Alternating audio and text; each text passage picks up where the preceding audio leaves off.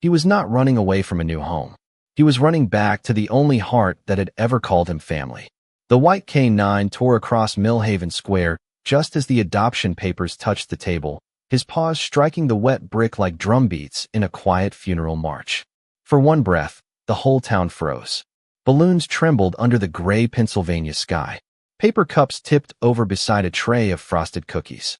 A little boy holding a blue ribbon stepped back, wide-eyed, while the crowd watched the leash snap from Eleanor Whitmore's gloved hand and sail through the rain like a broken promise.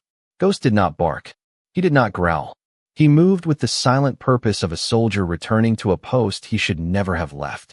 His white coat, brushed and clean for the ceremony, flashed through the drizzle, bright against the dark coats and black umbrellas gathered in the square. He slipped past folding chairs, skirted the flower stand, crossed in front of a parked sheriff's cruiser, and never once looked back at the people calling his name. They had called him beautiful. They had called him lucky. They had called him rescued. But none of those words meant home. At the far edge of the square, beneath the green awning of Miller's Pharmacy, a man stood alone with one hand wrapped around a wooden cane and the other pressed deep into the pocket of an old Marine Corps field jacket. Staff Sergeant Isaiah Brooks had not come to cause trouble. He had not come to beg. He had told himself he would only look once, from a distance, just long enough to see that Ghost was going somewhere warm, somewhere safe, somewhere with a fenced yard and polished floors and no memories waking anyone at 3 in the morning.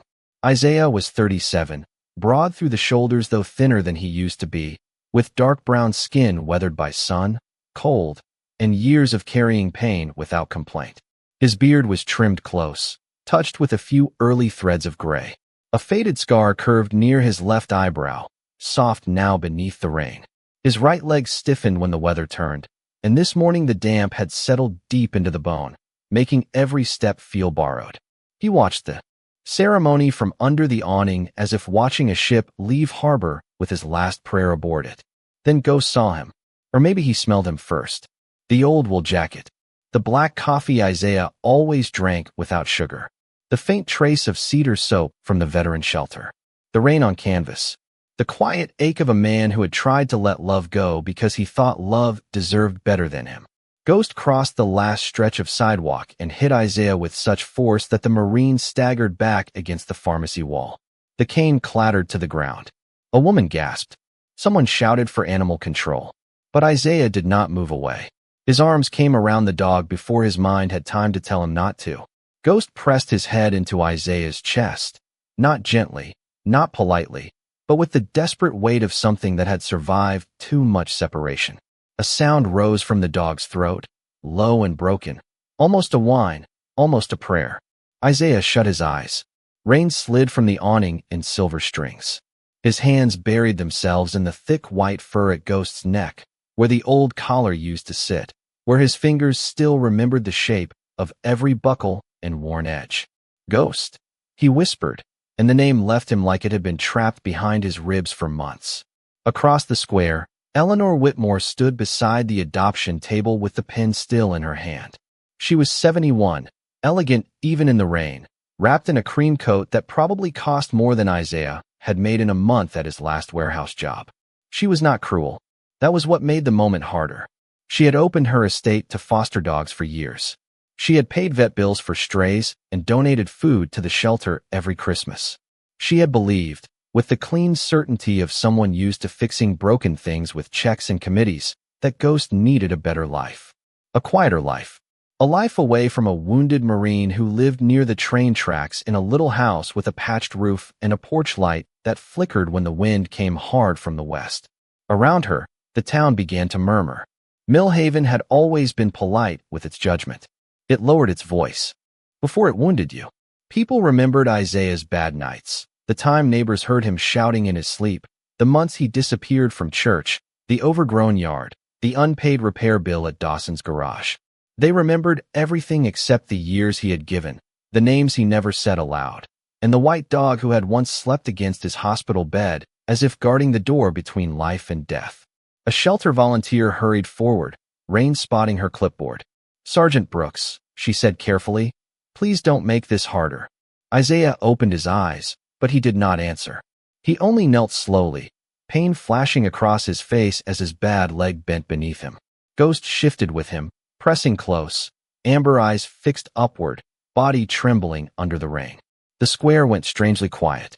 Even the church bell seemed to hold its breath. Isaiah rested his forehead against Ghost's. For one small second, there was no town, no adoption table, no paperwork waiting to decide where love belonged. There was only a Marine who had tried to disappear and a dog who refused to let him. Then, from somewhere near the bakery steps, a man muttered, "That dog chose him." And though no one answered, everyone heard it. The words moved through the crowd like a match struck in a dark room, small at first, then impossible to ignore. That dog chose him. Isaiah heard it, but he kept his eyes on Ghost, because looking up meant seeing all the faces that had already decided who he was. In Millhaven, people did not have to say a man was broken. They proved it by speaking softly around him, by pausing when he entered the diner, by changing sidewalks when his limp slowed him near the grocery store.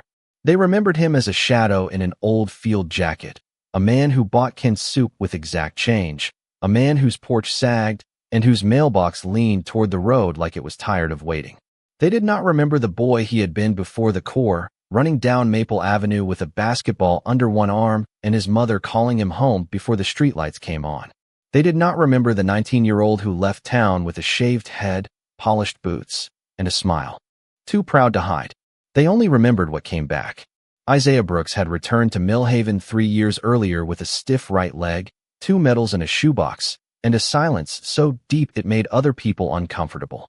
His small house sat near the rail line at the edge of town, where freight trains rolled through after midnight and made the window glass tremble. It had belonged to his grandfather once, a narrow white place with blue shutters, a cracked walkway, and a maple tree that dropped red leaves across the roof every fall. To Isaiah, it was not much, but it was the last piece of family land left. To the town, it looked like proof that he was losing a fight no one wanted to name. The roof had patches of black tarp. The porch light flickered in wind. The grass grew high in July when his knee swelled, and he could not push the mower more than 10 feet without stopping. People noticed. People always noticed the parts of a man that were easiest to judge. They did not see him waking before dawn to iron the same clean shirt for job interviews that ended with polite smiles and no calls back.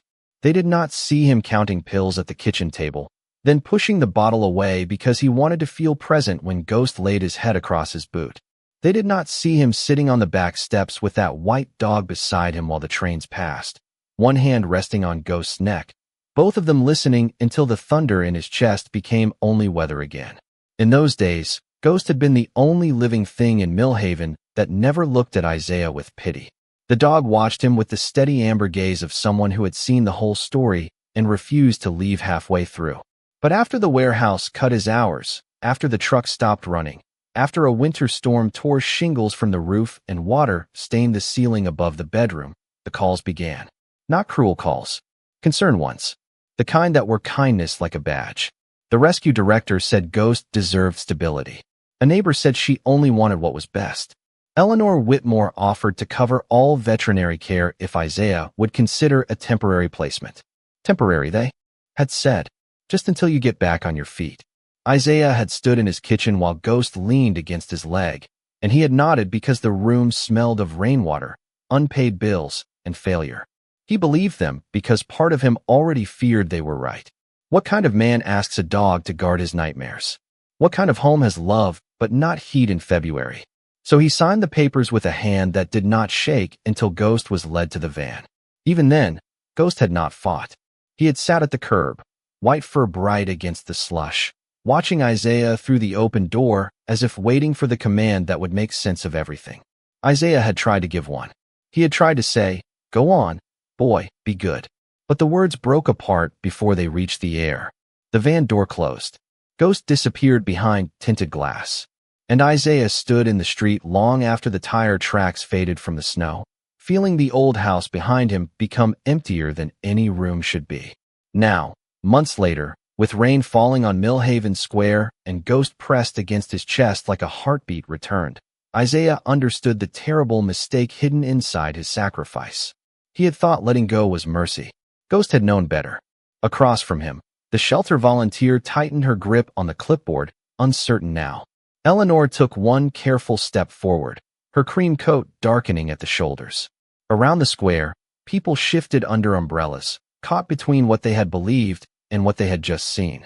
Isaiah reached for his cane, but Ghost placed one white paw over it, gentle and firm, as though telling him not yet. A faint, broken laugh escaped Isaiah before he could stop it. It was not happy exactly. It was older than happiness. It sounded like a man remembering how to breathe. He looked down at Ghost and whispered, "You were supposed to forget me." Ghost lifted his head, rain shining on his muzzle, and pressed his nose to the center of Isaiah's palm. No one in the square moved. Because in that small gesture, quieter than any speech, the truth became plain.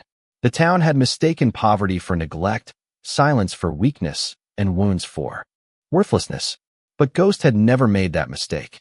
Ghost remembered the man beneath the weather, beneath the rumors, beneath the limp and the empty wallet and the porch in need of repair. And for the first time that morning, Millhaven began to wonder whether the one who needed rescuing had not been the dog at all. For several long seconds, the only sound in Millhaven Square was the rain gathering on umbrellas and falling from their edges in thin silver threads. Then the church clock above St. Mary's struck 10, each bell note rolling across the brick storefronts like a reminder that time had moved forward even while Isaiah Brooks and Ghost had been trying to find their way back to one another. Isaiah kept one hand buried in the thick white fur at Ghost's shoulder, feeling the tremor there, the deep, living proof that the dog was real and warm and not another memory returning to punish him in the morning. The crowd watched in silence, but Isaiah was no longer standing fully in Millhaven. Part of him had slipped backward, not into the worst memory, but into the one before it, the first day he had met Ghost. It had been 6 years earlier at a Marine Corps training facility outside Camp Lejeune, North Carolina, under a sun so bright it made the gravel shine like bone. Isaiah was 31 then, stronger in the legs, quicker in the smile, still carrying the easy confidence of a man who believed discipline could hold back any darkness. The kennel smelled of cut grass, warm dust, leather leads, and the clean, sharp bite of dog shampoo. Several K9 handlers stood along the fence while the dogs were brought out one by one, each animal alert, eager, trained to read the world through scent and silence. Then came Ghost. He was younger then, lean and high-chested, his white coat almost startling against the red Carolina clay. Most German shepherds Isaiah had known wore black and tan or sable, shadows made for patrol work, but Ghost looked like winter stepping into summer. His ears stood tall. His amber eyes did not dart around like the others. He studied. He measured. He looked straight through Isaiah, as if searching for something the man himself had not admitted was missing. The trainer, Gunnery Sergeant Paul Harlan, had laughed under his breath and said, "That one does not impress easy." Isaiah had crouched near the fence, palms open, making no sudden movement. Ghost did not come at first. He paced once, slow and deliberate, then stopped 3 feet away. Isaiah remembered the silence of that moment, the distant rumble of trucks, the buzz of insects near the drainage ditch, the way the dog tilted his head when Isaiah whispered, "Easy, boy." No command, no performance, just 2 words, soft enough to be trusted. Ghost stepped forward and pressed his nose into Isaiah's palm. Harlan stopped laughing. "Well," he said, "looks like he just picked his Marine." From that day on, they trained as if they had known each other in another life.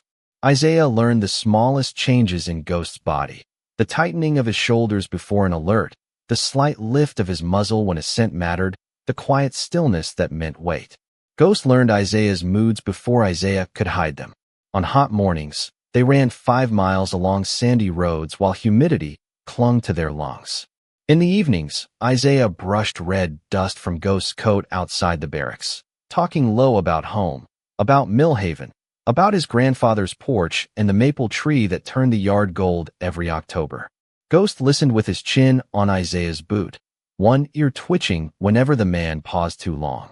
They were deployed together the following year, and even then, in a place far from Pennsylvania rain and small-town sidewalks, Ghost carried a strange peace with him. He slept lightly, woke instantly, and walked beside Isaiah with the quiet certainty of a promise made without words. There had been hard days, days of heat, fear, and long roads that seemed to stretch beyond hope, But Isaiah never remembered Ghost as a weapon. He remembered him as a presence. A steady breath beside him. A white shape in dust. A reminder that loyalty did not need speeches to be holy. The day everything changed came near the end of that deployment, during a routine movement that was supposed to last less than an hour. Isaiah remembered the morning light, pale and flat. He remembered the radio crackling. He remembered Ghost stopping suddenly, body low, tail still, eyes fixed ahead. No barking, no panic, only that frozen signal Isaiah trusted more than his own pulse. Isaiah raised his hand, and the line halted. What followed was confusion, shouting, movement, and a wave of sound that swallowed the world. But when Isaiah's memory returned in pieces, Ghost was there. The dog was pressed against him, refusing to move, his white fur streaked with dust, his nose pushing against Isaiah's cheek again and again, as if calling him back from a dark shoreline. Isaiah could not feel his right leg properly. He could not hear much except a high ringing and Ghost's breathing. But he felt the dog's weight. He felt that stubborn, living warmth. Later, doctors would say quick detection had saved lives. Commanders would write reports. Medals would be pinned to uniforms. But Isaiah knew the truth in simpler terms. Ghost had stayed. When fear told every living thing to run, Ghost stayed. Back in Millhaven Square, Isaiah blinked and the memory faded into rain, umbrellas, and the stunned faces of people who had no idea what that white dog had carried. Ghost looked up at him as if he remembered the same thing, the same dust, the same command, the same promise. Eleanor Whitmore lowered her pen at last. The shelter volunteer's lips parted, but no words came. Isaiah swallowed hard and scratched gently beneath Ghost's collar, where the fur was still damp from the rain. "You always did know before anyone else," he whispered. Ghost leaned harder against him, and somewhere in the crowd, the little boy with the blue ribbon stopped crying. He stepped closer to his mother, eyes fixed on the dog, and asked in a voice small enough to break the morning open, "Mom, why is everyone sad if he found his person?" No one answered him. Maybe because children sometimes name the truth before adults are ready to hear it. Maybe because Millhaven, with all its polite concern and folded judgments, was beginning to understand that Ghost was not remembering a command. He was remembering a covenant. And covenants, once written into the soul, do not expire just because papers are.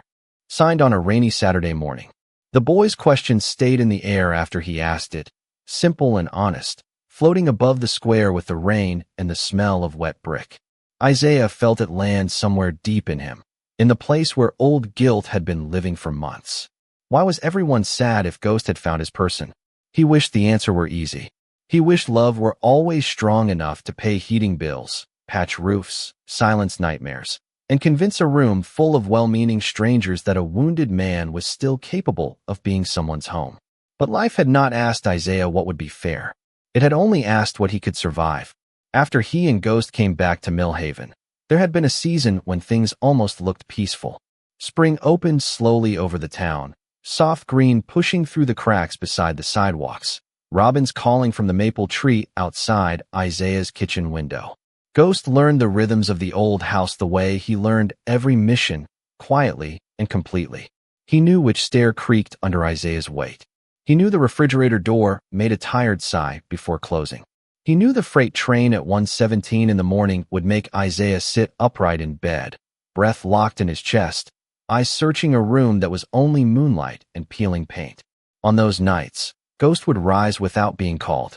He would cross the floor, place his body against Isaiah's knees, and wait until the Marine's hand found his fur. Sometimes Isaiah would whisper, "I am here." Sometimes he would whisper, "You are here." Most nights, that was enough. They walked together through Millhaven before breakfast, down Maple Avenue, past the hardware store, past the bakery where warm sugar and coffee drifted into the cold morning air. Children pressed their faces to car windows when Ghost passed, amazed by the white shepherd with the amber eyes and perfect military calm. Older men outside the diner nodded to Isaiah, though few said more than good morning. Mrs. Alvarez from the laundromat sometimes left a paper bag on his porch with fresh rolls and a note that said she had baked too many. Isaiah always returned the bag folded neatly. He never asked for help. That was part of the trouble. Pride can look like strength from the outside, but inside it can become a locked door. By late summer, The warehouse job started cutting shifts. First 1 day a week, then 2. Isaiah told himself it was temporary. He fixed what he could around the house with a borrowed hammer and discount nails. He stretched meals. He sold an old television. He ignored the ache in his leg until it became a sharp thing that followed him from room to room.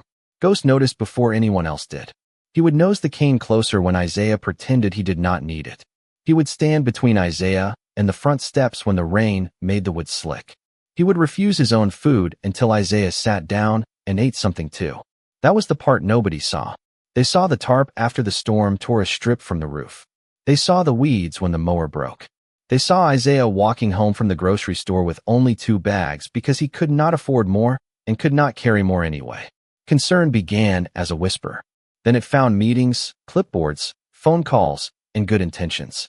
The shelter director, Marlene Price, came first. She was a kind woman in her late 50s with practical shoes, silver hair, and the tired eyes of someone who had seen too many animals suffer because people loved them but could not care for them. She stood on Isaiah's porch one gray afternoon while Ghost watched from beside his boot. "This does not have to be forever," she said. "Just until you have steady work again. He will be safe. Federal warm." Isaiah looked past her toward the yard where leaves had gathered against the fence. Safe. Federal warm. 3 words that sounded like a verdict. He wanted to tell her Ghost was more than safe with him. He wanted to say the dog slept better when he could hear Isaiah breathing. He wanted to say some bonds were not measured in square footage or bank statements. But behind Marlene, he saw Eleanor Whitmore's black car at the curb, shining even under clouds, and he understood the town had already held its conversation without him. Eleanor had come with kindness in her posture and certainty in her voice. She did not speak down to him. That almost made it worse. "Sergeant Brooks," she said, "no one doubts that you love him." Isaiah had looked at Ghost then. The dog stood still, ears lifted, eyes moving from one human face to another. "Love is not the question," Eleanor continued softly. "Stability is." That word stayed with him. Stability. It followed him into the kitchen that evening while rain tapped through a small leak into a mixing bowl on the floor. It followed him while Ghost rested his head on his knee. It followed him while Isaiah counted the remaining bills in his wallet and pretended not to notice that Ghost's winter medication refill was due. The next morning, he signed the temporary surrender form at the rescue office on the edge of town. The room smelled of disinfectant, printer paper, and dog treats. Ghost sat pressed against his leg, calm because Isaiah was calm, trusting because he had never been given a reason not to trust him. When Marlene clipped a shelter lead to Ghost's collar, the dog looked up, waiting. Isaiah bent slowly and held Ghost's face between his hands. "You be good," he said, but his voice came out thin and strange. Ghost blinked once. Isaiah wanted to say more. He wanted to say, "I am not abandoning you."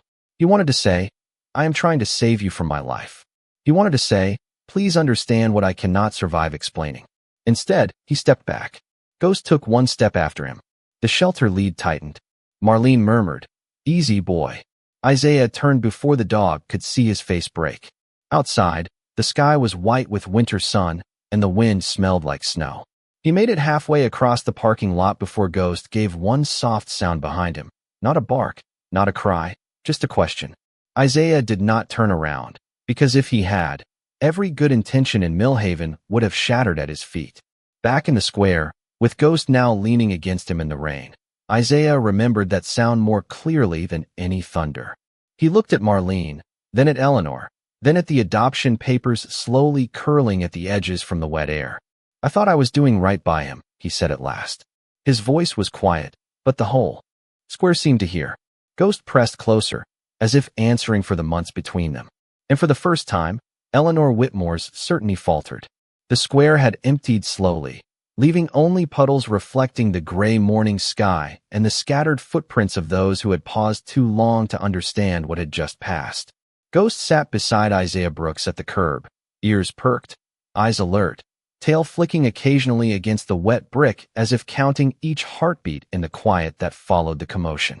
Eleanor Whitmore remained at the edge of the square, her coat darkened from the rain, her hands folded over the adoption papers that had seemed so certain a few moments ago. She did not move toward them, and yet she did not turn away. Isaiah noticed this without looking directly at her. Ghost nudged his hand with his nose, soft and insistent, a reminder that attention should be focused on the living, on the present.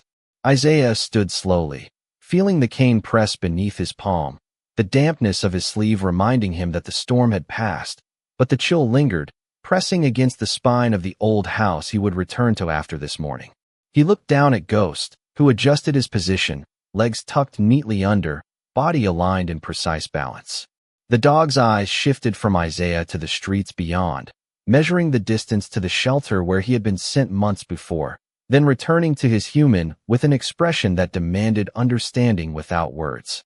Isaiah allowed himself a moment to breathe in the mist and the faint aroma of damp leaves that had gathered along the curbs, the scent mingling with the familiar coffee shop and bakery smells that had always defined the rhythm of Millhaven mornings.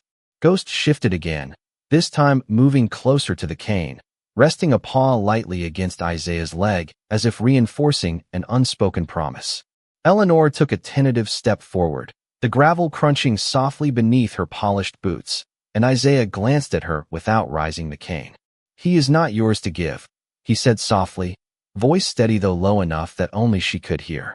Ghost lifted his head, amber eyes glinting in the soft light, and barked once, short, firm, not a warning but an acknowledgement, a recognition that the discussion was over.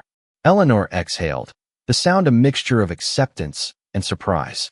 The shelter volunteer who had accompanied her adjusted the clipboard nervously, unsure whether to intervene. Isaiah ignored them both. He lifted Ghost's collar gently, feeling the warmth radiate through his fingers, a silent pulse that told him that months of separation had been a test neither had needed to endure, yet had endured together.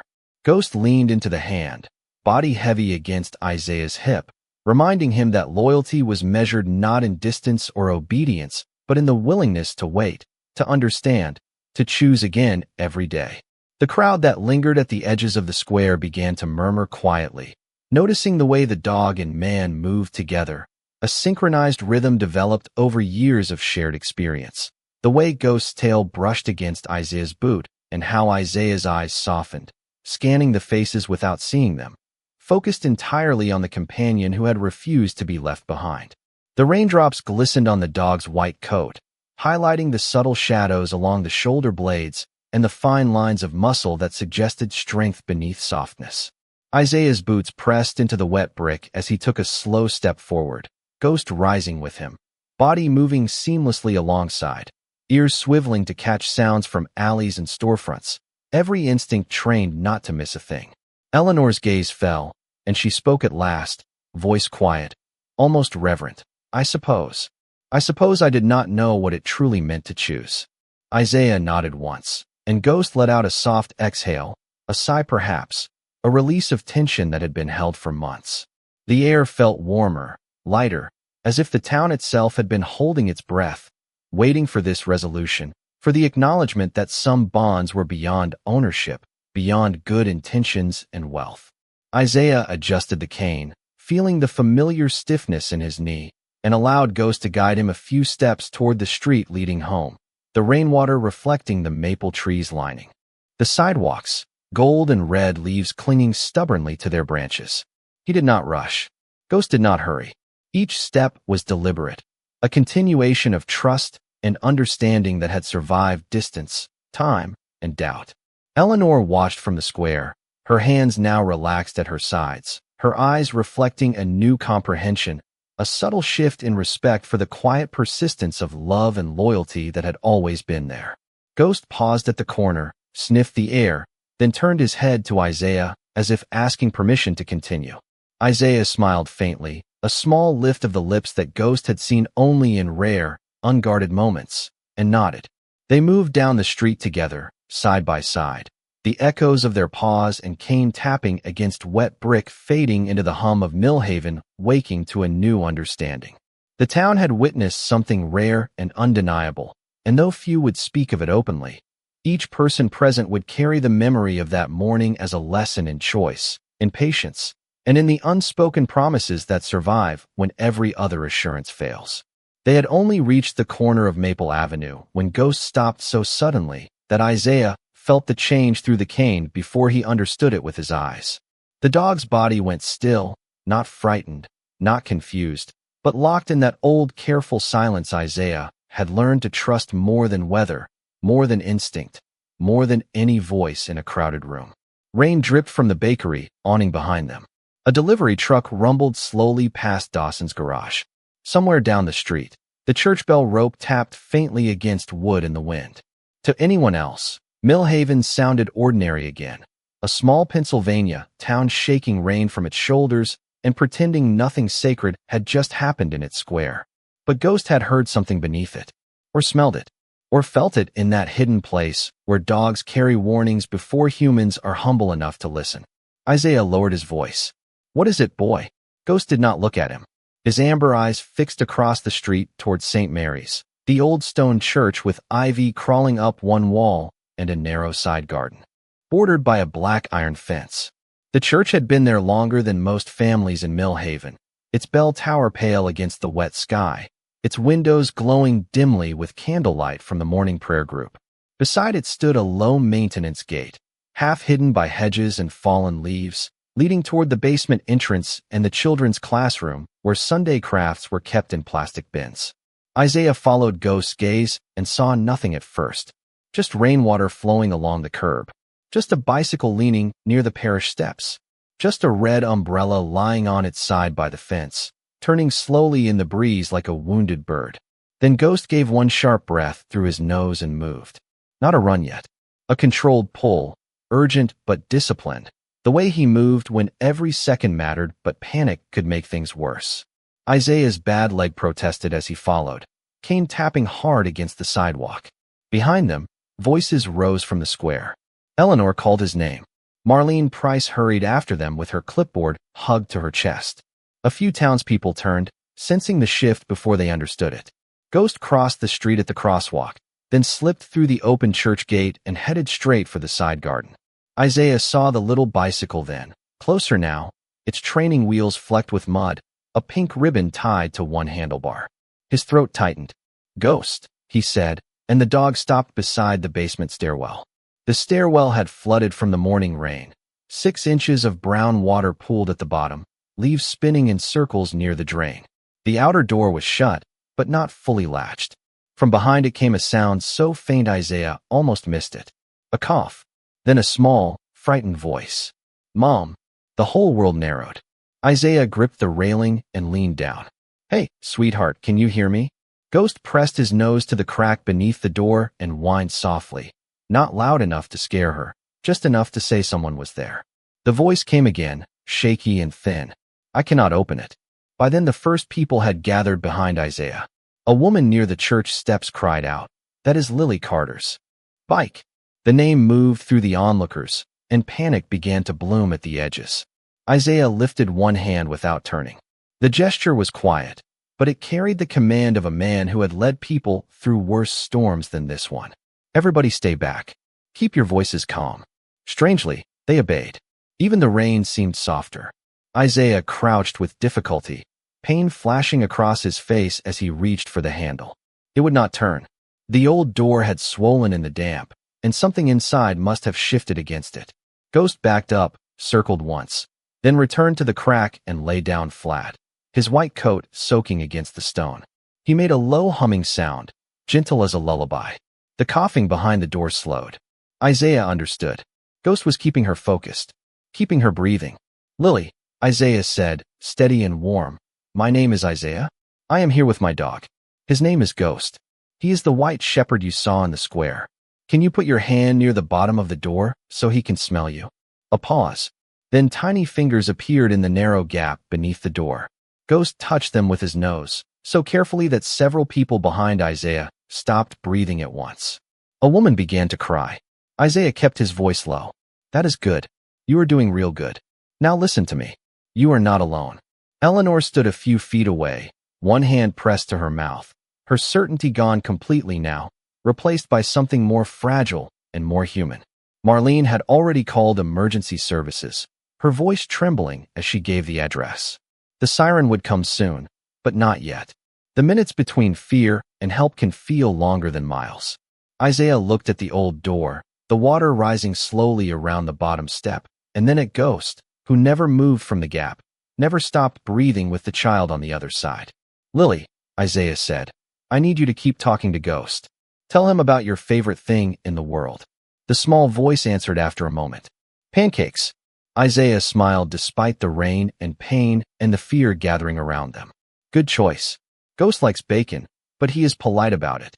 A few nervous laughs broke softly through the crowd. The sound changed the air. Panic loosened its grip. Ghost's ears twitched as Lily whispered to him through the door, and Isaiah saw what the town was seeing now. Not a damaged man and a dog that needed taking away. A team. A language.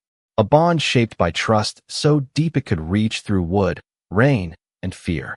When the first fire truck turned onto Maple Avenue, red lights washing over the church stone, Isaiah stayed kneeling beside Ghost, one hand on the dog's wet back, the other braced against the rail. Lily's fingers remained beneath the door, resting against Ghost's nose. And in that small trembling touch, Millhaven finally began to understand why the dog had run. The crowd had begun to gather, murmurs spreading in hushed tones that carried across the square like wind through dry leaves. Some voices whispered concern for Isaiah Brooks, questioning whether he could manage the strain, the wet ground, and the urgency of the moment. Others looked at Ghost, standing steadfast at the edge of the churchyard, white coat slick from the rain, muscles coiled, amber eyes sharp and unwavering. Eleanor Whitmore's face was pale, a mixture of disbelief and growing respect. The adoption papers lay forgotten at her feet, curling in the drizzle. Isaiah did not flinch at the murmurs or the disapproval lingering in the corners of the square. He felt the familiar pressure of Ghost at his side, a reminder that the dog had chosen him long ago, and that loyalty was not measured by paper, by wealth, or by opinion, but by presence, by consistency, by the quiet insistence to remain, no matter what others believed. He adjusted his cane, feeling the damp seep into the soles of his boots, and took a step forward, Ghost immediately matching his pace, alert to every shadow and sound, listening to the stirrings of people and weather with precision. A neighbor called out, concern soft in his voice, "Isaiah, are you sure you can?" But Isaiah only nodded once, eyes never leaving Ghost.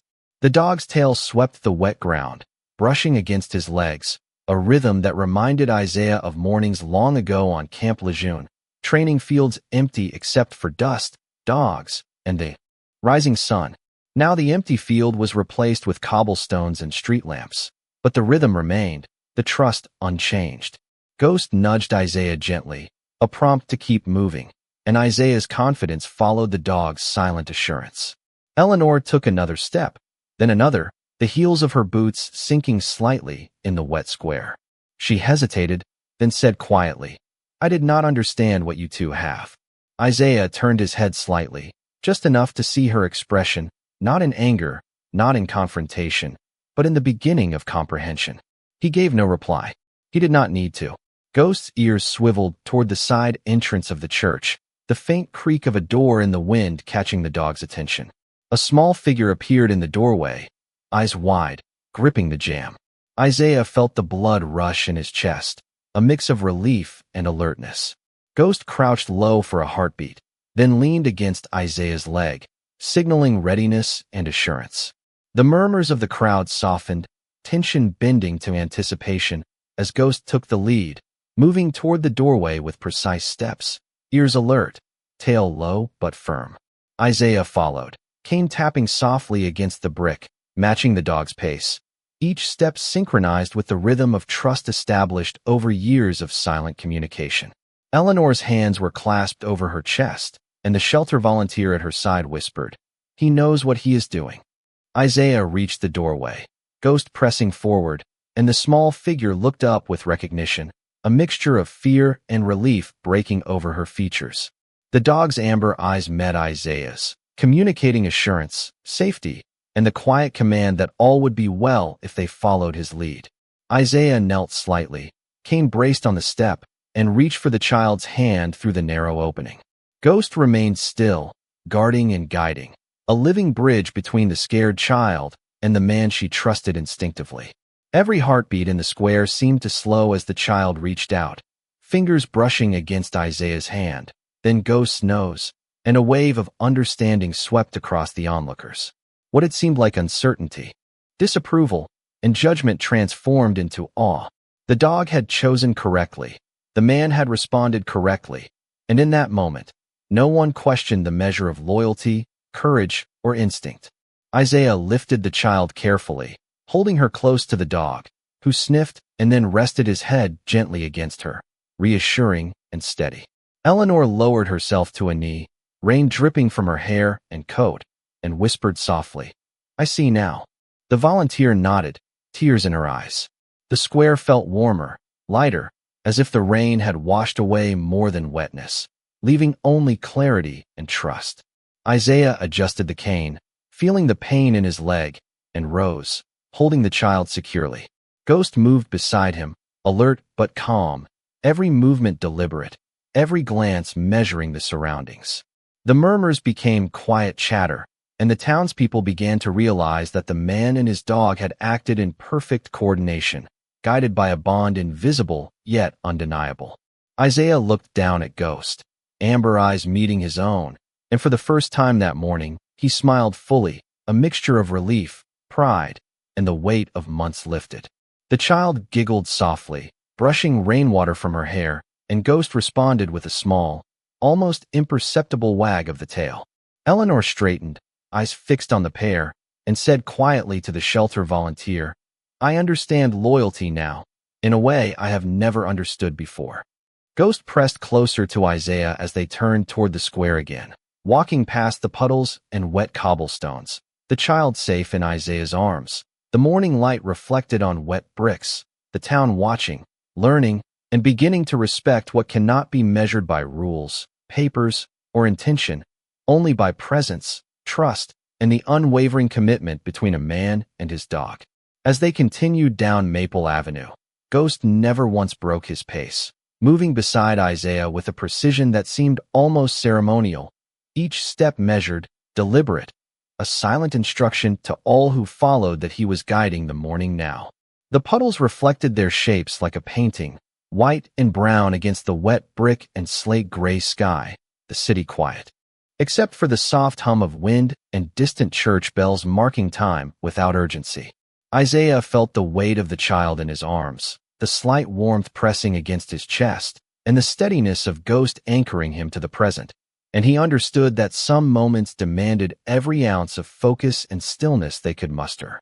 Eleanor Whitmore walked a careful distance behind, hands folded, eyes wide, witnessing the unspoken choreography of man, dog, and child moving through space that had once felt ordinary but now hummed with meaning. People began to emerge from doorways, leaning out of windows, curiosity tempered by awe, recognizing that what they were seeing was not a scene staged for spectacle, but a demonstration of instinct, training, and unwavering loyalty. Ghost stopped at a crosswalk, ears twitching, nose lifted, sensing the soft shuffle of the child adjusting in Isaiah's arms, waiting for the next step, the next signal. Isaiah's hand, braced on the cane, guided the child, but it was Ghost's movement that directed their path, leading them around puddles, past parked cars, under awnings dripping from the recent rainfall, and toward the small community center where other children were arriving for morning activities. A gentle breeze carried the scent of wet earth and maple leaves, mingling with the faint aroma of fresh bread from the bakery, reminding Isaiah of mornings before deployments, before injuries, before the months of separation that had tested the bond between him and Ghost. The child, sensing the calm authority radiating from the dog, relaxed, whispering small questions about breakfast, school, and the birds in the trees, and Isaiah answered, voice steady, letting the words fall lightly, as if they were just for the three of them. Behind them, Eleanor adjusted her posture, noticing the way Ghost kept a constant connection with Isaiah through subtle shifts of the head and body, how he positioned himself between any potential hazards and the marine, how the amber eyes continually scanned, measured, and reassured without ever leaving Isaiah's side. Marlene Price, standing just a few feet away, took in the scene quietly, making mental notes of behavior, presence, and the quiet miracles that unfolded when respect for instinct and loyalty were allowed to lead. The sunlight began to break through the overcast sky in soft streaks, illuminating the wet streets, casting long reflections of the trio across the bricks, the light catching Ghost's white fur, making it almost glow against the gray and muted colors of Millhaven waking around them. The townspeople watching slowly began to move, keeping distance, yet unconsciously stepping aside to allow the pair's safe passage, witnessing a demonstration of connection and understanding that required no explanation, no commentary, only observation and acknowledgement. The child nestled against Isaiah, leaning slightly toward Ghost, who nudged forward to maintain balance and guidance, demonstrating that leadership and protection could be quiet, subtle, and entirely dependable.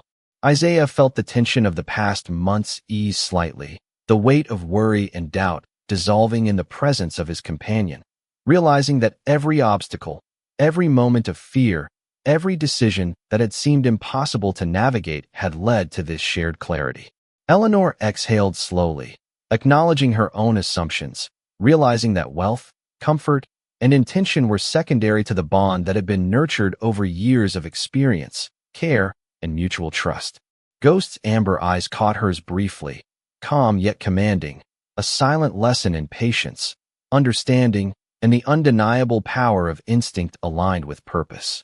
Isaiah adjusted the cane slightly, keeping the child secure, his attention focused entirely on Ghost's movements, learning again how to read the subtle cues, the shifts in weight, the micro-expressions that indicated the next step, the next action, the guidance necessary to navigate streets, obstacles, and situations that were otherwise ordinary to onlookers but critical to the trio. As they approached the doors of the community center, Ghost slowed, then paused, giving a final check behind and around, ensuring that all was safe and stable before Isaiah and the child entered. The amber eyes lifted briefly to Isaiah's, almost as if to confirm completion, a job well done, a promise kept, and a silent instruction that the world would continue, but he would remain vigilant, loyal, and constant.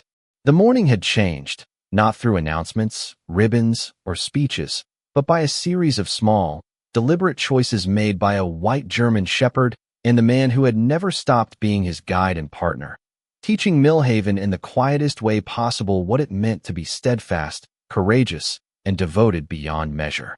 By the time the community center doors opened and Lily Carter was placed safely into her mother's arms, the rain had softened into a mist so fine it looked almost like breath rising from the streets. Her mother held her tightly, rocking once, then twice, unable to speak except for the child's name, over and over, as if each whisper stitched the morning back together.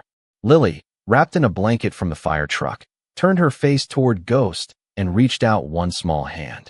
The white shepherd stepped forward only after Isaiah gave a slight nod. He lowered his head, gentle as snowfall, and let the child touch the damp fur between his ears. "Thank you," Lily whispered. Ghost blinked slowly, then leaned back against Isaiah's leg, his work finished, his place chosen, his heart already home. No one in Millhaven Square moved for a moment. The firefighters packed their equipment quietly. The church ladies stood near the steps with wet coats and trembling hands. The bakery owner held a tray of warm rolls she had forgotten she was carrying. Marlene Price stood beside the rescue van, staring at the leash in her hand as if it belonged to another morning, another version of herself. Eleanor Whitmore remained near the curb, rain shining on her silver hair, her cream coat no longer neat, her eyes no longer certain. She looked at Isaiah, then at Ghost, then at the child now safe in her mother's arms, and something in her face changed. Not shame exactly, something humbler, something closer to understanding. She walked toward Isaiah slowly, past the puddles, past the folded adoption table, past the papers that had once tried to decide where love should live. When she reached him, she did not hold out the clipboard. She held out Ghost's old leather lead, the one from the shelter, now darkened by rain. Her voice was low. "I thought I was saving him." Isaiah looked down at Ghost, whose amber eyes stayed fixed on him with that steady, impossible faith. The Marine's hand rested on the dog's wet shoulder. "He was saving me," he said. The words were quiet, but they carried. They moved through Millhaven more gently than thunder, finding their way into the places people had kept locked, the little rooms where judgment often hides behind concern. Eleanor folded the adoption papers once, then again, until they were small enough to disappear inside her coat pocket. Then he should go home, she said. Isaiah did not answer right away. His throat tightened. For months, he had taught himself not to hope for too much. Hope, when it broke, could leave sharper edges than grief. But Ghost pressed his nose into Isaiah's palm, warm and certain, and Isaiah finally allowed his fingers to close around the lead. The square exhaled. It did not become a celebration all at once. Real change rarely arrives with applause. It comes in smaller sounds. A cleared throat. A neighbor stepping forward. A mechanic offering to look at a truck he had once refused to repair without payment. A church deacon quietly saying he knew a roofing crew that had extra shingles. Mrs. Alvarez from the laundromat wiping her eyes and promising soup would be on the porch by supper. Marlene Price approached Isaiah last. The practical woman with the clipboard had tears caught in the lines beneath her eyes. "I am sorry," she said. Isaiah looked at her for a long second. Ghost stood between them, not guarding now, just present. "You were trying to help," Isaiah said. Marlene nodded, and that was enough. Forgiveness did not need to be large to be real. By late afternoon, the clouds began to break over Millhaven, and pale sunlight touched the wet roofs along Maple Avenue. Isaiah and Ghost walked home together at a slow pace, the cane tapping, paws clicking softly beside it. This time, people did not look away. Mr. Dawson stepped out from the garage and lifted a hand. The girl at the bakery window pressed both palms to the glass and smiled. Near St. Mary's, Lily Carter sat on the church steps with her mother, wrapped in a dry coat, and waved with all the strength a frightened child had found again. Ghost paused, looked to Isaiah, and Isaiah nodded. The dog gave one small wag, then continued home. The old house by the rail line waited at the end of the street, paint peeling, porch sagging, maple leaves gathered in the gutters. It was not fixed yet. The roof still needed work. The yard still needed cutting. Isaiah still carried nights that would not always be kind. But when he opened the front door, Ghost stepped inside first, then turned back as if making sure Isaiah followed. The room smelled of old wood, rain, and the faint cedar soap Isaiah used. A bowl still sat by the kitchen wall. A worn blanket waited near the stove. Nothing about the house had become grand. But the emptiness was gone. That evening, as the freight train rolled through at 1:17 in the morning, the windows trembled like they always had. Isaiah woke with a sharp breath, hand reaching into the dark. Before fear could name itself, Ghost was there, resting his head on the edge of the bed, white fur glowing in the thin moonlight. Isaiah let his palms settle between the dog's ears. Outside, Millhaven slept under a clearing sky. Somewhere in town, a folded stack of adoption papers lay forgotten in a coat pocket. Somewhere, a child dreamed safely. Somewhere, a proud woman learned that charity without listening can miss the soul it means to serve. And in the little house near the tracks, a Marine and his K9 breathed together in the quiet. Not rescued by wealth, not restored by applause, but held by the kind of loyalty that remembers what the world forgets. Some hearts do not need to be adopted. They only need to be allowed to come home.